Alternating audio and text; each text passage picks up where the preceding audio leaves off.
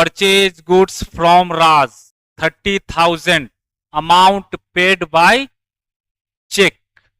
हमने मिस्टर राज से 30,000 का माल खरीदा है और राशि का भुगतान चेक के द्वारा किया है। तो सबसे पहला काम क्या है? सबसे पहला काम होता है ट्रांजैक्शन से अकाउंट इन्वॉल्व ढूंढना। तो बताइए इस ट्रांजैक्शन में कौन कौन से अकाउंट इन्वॉल्व हैं? तो सर हमने माल खरीदा है, और जब माल खरीदते हैं तो अकाउंट इन्वॉल्व होता है परचेज।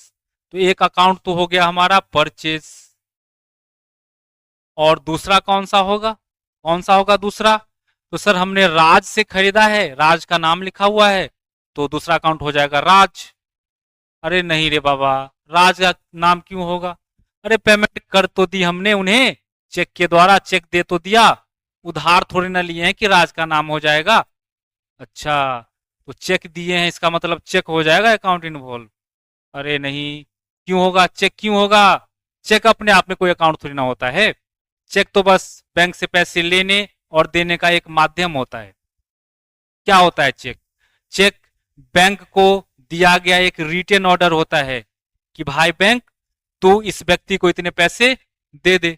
बस क्या हुआ होगा देखिए ना, ये राज चेक लेकर के बैंक गया होगा और बैंक हमारे खाता से पैसा काट के इनको पेमेंट कर दिया होगा, और हमारे खाता में पैसा कम हो गया, बैलेंस कम हो गया, तो अकाउंट इन्वॉल्व क्या हो जाएगा? बैंक।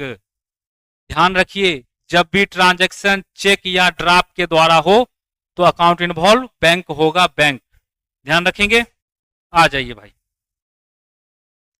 तो दूसरा अकाउंट कौन सा हो जाएगा हमारा? बैंक। चलिए सर, हमने अकाउंट इन्वॉल्व तो ढूंढ लिया, अब अगला काम है नेचर आइडेंटिफाई करना। इन अकाउंट का क्या नेचर है? एसेट्स, एक्सपेंसेस, इनकम या लायबिलिटी? तो सर परचेज होता है हमारा एक्सपेंसेस और बैंक होता है एसेट्स, हम जानते हैं। अब अगला काम क्या होता है? अगला काम होता है इफेक्ट को देखना कि कौन सा अकाउंट बढ़ा या घटा। तो एक्सपेंसेस हुआ तो बढ़ा, और हमारे बैंक से पैसा चला गया तो बैंक का बैलेंस कम हो गया। अब यहाँ पे हम लगा देते हैं रूल, और रूल क्या कहता है कि एक्सपेंसेस बढ़े तो डेबिट कीजिए और एसेट्स कम हो तो क्रेडिट कीजिए। तो जर्नल एंट्री हो जाएगी हमारी परचेज अकाउंट डेबिट टू